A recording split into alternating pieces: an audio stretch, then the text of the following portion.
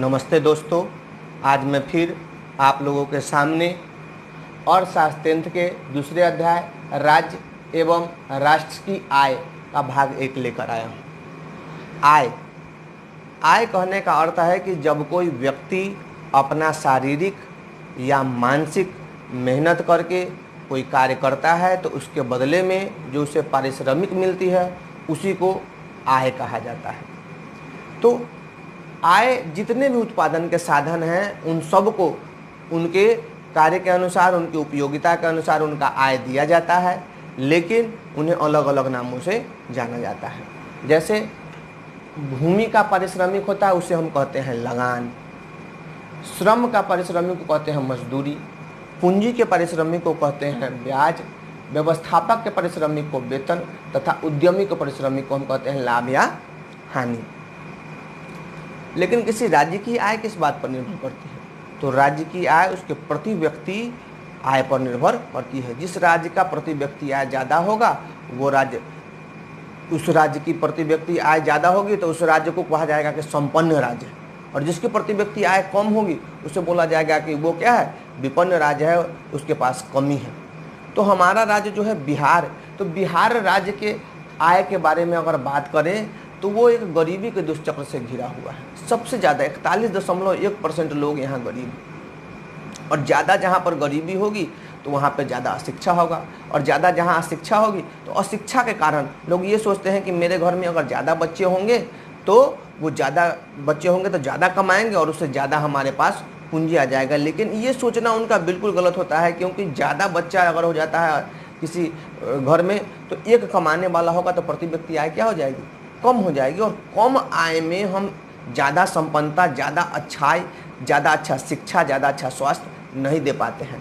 तो ये एक दुष्चक्र होता है। जैसे कि निम्न प्रति व्यक्ति अगर आय होगी तो बचत भी क्या होगा, निम्न होगा, और निम्न बचत होगा तो विनियोग मतलब किसी चीज़ में हम पूंजी भी कम लगाएंगे, और कम पूंजी लगाएंगे तो कम पूंजी का निर्माण दर भी होगा, और कम पूंजी का निर्माण दर होगा तो प्रति व्यक्ति आय कम होगी, और प्रति व्यक्ति आय जिस राज्य की कम होगी वो राज्य गरीब कहा जाएगा, जैसा कि हमारा राज्य है। लेकिन विगत कुछ वर्षों में हमारे राज्य ने बहुत ज़्यादा विकास किया है और हम भी जो संपन्न राज्य है उसके तरफ आगे बढ़ रहे हैं। राष्ट्रीय आय, राष्ट्रीय आय क्या होता है?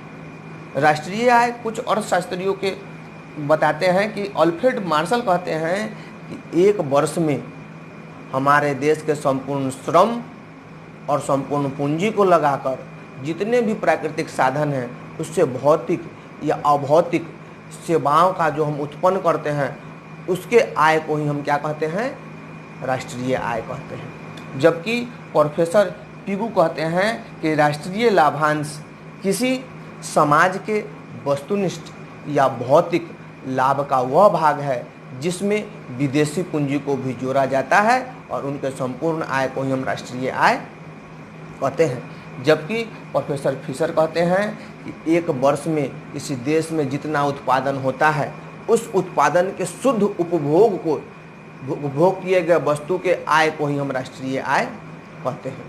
पर प्रोफेसर केन्स ने तीसा के मंदी जो 1929 से लेकर 1933 के बीच में संपूर्ण विश्व में जो मंदी आई थी उस समय उन्होंने क्या कहा कि राष्ट्रीय आय की गणना हम उपभोक्ता वस्तु और विनियोग वस्तु के योग को हम कह सकते हैं। उन्होंने एक नियम दिया कि Y बराबर C+I, मतलब राष्ट्रीय आय बराबर उपभोक्ता व्यय प्लस विनियोग की वस्तु।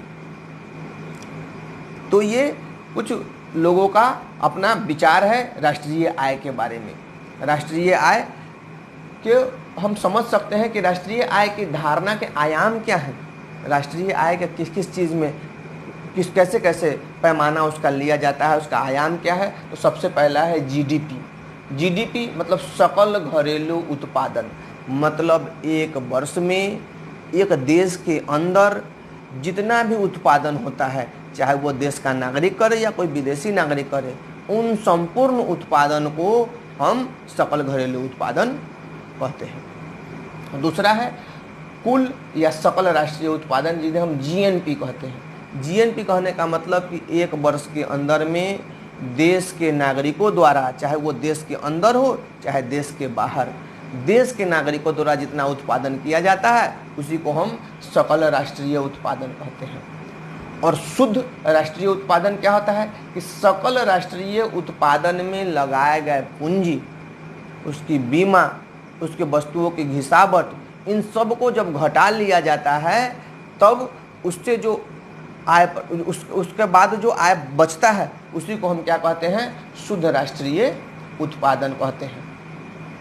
तो आज हम इस पहले भाग में इतना ही, पर फिर आगे इसके बारे में हम जानेंगे कि राष्ट्रीय आय के क्या पैमाना है, इसे किस किस चीज़ों पर मापा जाता है, कैसे कैसे इसका प्रयोग किया जाता है। तो अगर आपको ये वीडियो अच्छा लगा तो इसे सब्सक्राइब कीजिए, लाइक कीजिए और अपने दोस्तों के साथ शेयर कीजिए, और जिन्हें ज़रूरत है उन सब के पास इसे शेयर कीजिए। और अगले भाग में फिर हम इसके दूसरे भाग के साथ आपसे मिलेंगे। तब तक के लिए बहुत बहुत धन्यवाद।